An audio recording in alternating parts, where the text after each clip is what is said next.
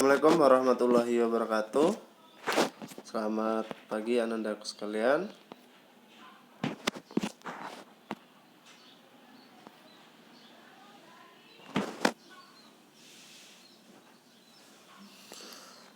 Kita bertemu lagi dalam pembelajaran daring ini.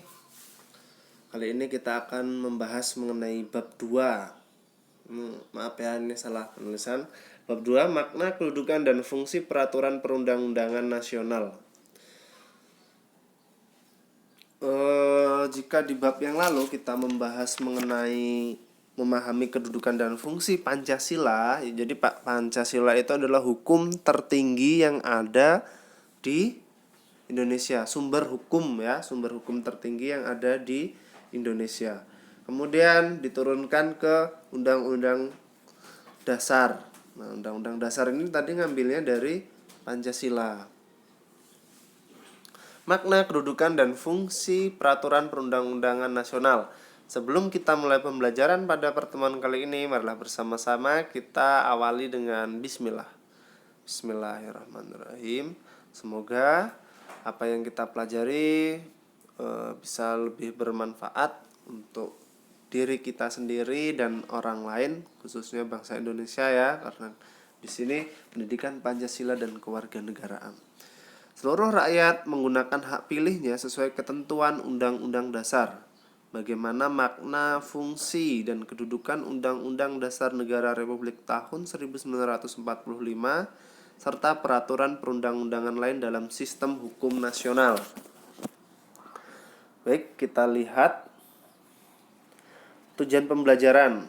Nah, di sini setelah memahami materi tentang makna, kedudukan, dan fungsi peraturan perundang-undangan nasional dalam kegiatan pembelajaran, peserta didik mampu menguraikan dan mengidentifikasi makna, kedudukan, dan fungsi peraturan perundang-undangan dengan tepat. Kemudian melalui aktivitas liputan sederhana, peserta didik menunjukkan bentuk dukungan terhadap ketentuan dalam Undang-Undang 1945 secara nyata. Setelah mengerjakan tugas secara mandiri ya, nanti ada tugasnya, peserta didik mampu menjelaskan fungsi peraturan perundang-undangan lain di bawah undang-undang terhadap Undang-Undang Negara Republik Indonesia tahun 1945. Kemudian kita lihat lagi di sini materi yang akan kita pelajari. Yang pertama, Undang-Undang Dasar Negara Republik Indonesia tahun 1945. Yang kedua, peraturan perundang-undangan dalam sistem hukum nasional. Jadi Undang-Undang Dasar, kemudian peraturan perundang-undangan, kemudian sikap positif terhadap Undang-Undang Negara Republik Indonesia tahun 1945. Baik, kita ke materi pertama, Undang-Undang Negara Republik Indonesia 1945. Yang pertama makna dulu, kemudian kedudukan dan fungsinya. Makna Undang-Undang Negara Republik Indonesia tahun 1945. Undang-Undang 1945 adalah hukum dasar tertulis ya. Hukum dasar tertulis, di dalamnya memuat aturan-aturan dasar dan pokok kaidah fundamental ya. Fundamental itu ya dasar, sebagai landasan dasar dan sumber bagi peraturan perundang-undangan dalam penyelenggaraan pemerintahan negara Indonesia. Undang-undang dasar juga dikenal dengan konstitusi ya. Konstitusi itu undang-undang dasar atau hukum dasar. Konstitusi negara menjadi dasar dan sumber dari peraturan-peraturan lain atau perundang-undangan lain yang berlaku di wilayah negara kesatuan Republik Indonesia. Jadi maksudnya sebagai hukum dasar ya, makna Undang-Undang RI 1945 ini, setiap perundang-undangan yang mau dibuat oleh pemerintah, baik itu dari presiden, gubernur, bupati, dan seluruh masyarakat yang ada di Indonesia yang mempunyai kewenangan untuk menetapkan undang-undang itu harus selaras dengan UUD 1945. Tidak boleh ada yang menyimpang. Misalnya dalam pasal 27 ya, rakyat Indonesia diberikan hak ya, mempunyai hak kebebasan untuk menganut ajaran agama yang dianutnya ya, dan menjalankan ajaran agamanya. Nah, itu harus sesuai. Jadi ketika mau membuat peraturan baru itu harus sesuai dengan peraturan itu, misalnya di bidang agama. Jadi misalnya bupati kota X ingin membuat peraturan, ingin membuat daerahnya itu semuanya dihuni oleh agama Islam, tetapi dalam kenyataannya di sana juga banyak masyarakat yang tidak beragama Islam. Jadi itu tidak bisa terjadi membuat peraturan warga yang dinyatakan sebagai penduduk di Kabupaten X adalah penduduk beragama Islam. Jika penduduk tersebut tidak beragama Islam, maka tidak diakui sebagai warga masyarakat atau penduduk dari Kabupaten X tadi. Nah, yang seperti itu tidak bisa diberlakukan di Indonesia ya, karena itu tadi dijamin oleh negara untuk bebas memilih agama yang mana, kemudian menjalankan ajaran agamanya tadi. Kemudian kedudukan Undang-Undang Negara Republik Indonesia tahun 1945. Jadi kedudukan tertinggi itu adalah Undang-Undang Dasar Negara Republik Indonesia tahun 45. Kenapa di sini tidak ada Pancasilanya? Karena Pancasila tadi sudah sebagai sumbernya ya. Kemudian bentuk butir-butirnya itu terdapat dalam Undang-Undang 1945. Jadi di sini sudah tidak dituliskan lagi Pancasilanya ya.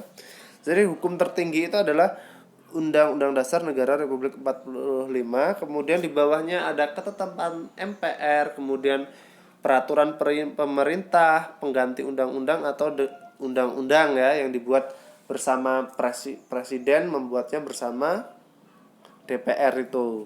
Nah, ada peraturan pemerintah, baru di bawahnya setelah peraturan pemerintah peraturan presiden. Setelah peraturan presiden, peraturan provinsi. Setelah peraturan provinsi, peraturan daerah, kabupaten atau kota. Jadi, seperti halnya kemarin ketika kalian mau masuk sekolah, ya, tahun ajaran baru kemarin, katanya tanggal 13 sudah tatap muka, 13 Juli ya. Itu sudah dari Bupati sudah mengeluarkan surat edaran. Ternyata ketika Bupati kita sudah mengeluarkan surat edaran tanggal 13 sudah boleh sekolah, peraturan daerah provinsi yang tingkatannya di sini lebih tinggi kan, itu keluar lagi. Ya kan? Itu keluar menyatakan bahwa seluruh Sumatera Selatan tidak boleh melaksanakan pembelajaran tatap muka. Maka otomatis peraturan kabupaten, peraturannya Bupati tadi gugur kan, ya gugur kan, kemarin kita nggak jadi sekolah kan. Nah, jadi contohnya seperti itu. Ini kedudukannya ya. Yang peraturan gubernur saja bisa menggugurkan ini kabupaten, apalagi yang undang-undang Dasar Negara Republik Indonesia tahun 1945 ya. Ya, jadi seperti itu. Kemudian fungsi dan sifat Undang-Undang Dasar Negara Republik Indonesia tahun 1945.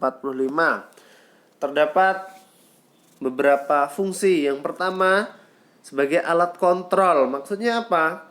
Undang-Undang 1945 menjadi papan uji bagi peraturan perundang-undangan di bawahnya. Jika ketentuan dalam perundang-undangan lain disinyalir bertentangan dengan Undang-Undang Dasar, dapat dilakukan pengujian oleh Mahkamah Konstitusi. Ya, seperti tadi ada membuat kebijakan baru tetapi menyalahi kebijakan yang lebih tinggi lagi, Undang-Undang 1945 tadi. Kemudian sebagai pengatur, Undang-Undang Negara Republik Indonesia tahun 1945 berperan sebagai pengatur dalam penyusunan pembagian dan pelaksanaan kekuasaan negara. Jadi hak dan wewenang presiden ada di situ ya. DPR juga di situ ada hak dan wewenangnya. Kemudian penentu dan pembatas undang-undang. Undang-Undang Negara Republik Indonesia berfungsi sebagai penentu hak dan kewajiban negara, aparat negara dan warga-warganya ya. Tadi sama. Kemudian Undang-Undang Dasar juga berfungsi membatasi kekuasaan. Jadi kekuasaannya itu ya tetap ada batasnya sehingga penyelenggara kekuasaan negara tidak bersifat sewenang-wenang. Contohnya, di dalam Undang-Undang Dasar 1945 ada ketentuan dalam pemerintah akan mengeluarkan undang-undang baru. Jadi apabila DPR ingin membuat undang-undang, DPR mengusulkan terlebih dahulu kepada presiden ya. Seluruh anggota DPR mengadakan rapat yang dihadiri oleh presiden. Apabila DPR dan presiden sepakat, diputuskanlah undang-undang itu tadi dibuat. Jika presiden ingin membuat undang-undang, dia juga sama harus mendapatkan persetujuan dari DPR. Jadi tidak ada tindak sewenang-wenang nanti. Misalnya saya punya tanah di daerah Jakarta Barat, ya kan? Tapi tanahnya itu masih murah. Kemudian diadakanlah proyek di sana sehingga mengakibatkan harga tanah di sana melonjak naik. Kemudian dijuallah tanahnya si presiden tadi ya. Kalau tidak dibatasi undang-undang, kejadian seperti itu akan sering terjadi. Dan sifat dari UUD Negara Republik Indonesia, peraturan hukum positif yang tertinggi ya. Tadi sudah naskah tertulis dan rumusannya jelas. Rumusannya jelas, naskahnya tertulis, kemudian penulisannya itu jelas, lugas, nggak bertele-tele ya. Kemudian memuat norma-norma singkat dan supel.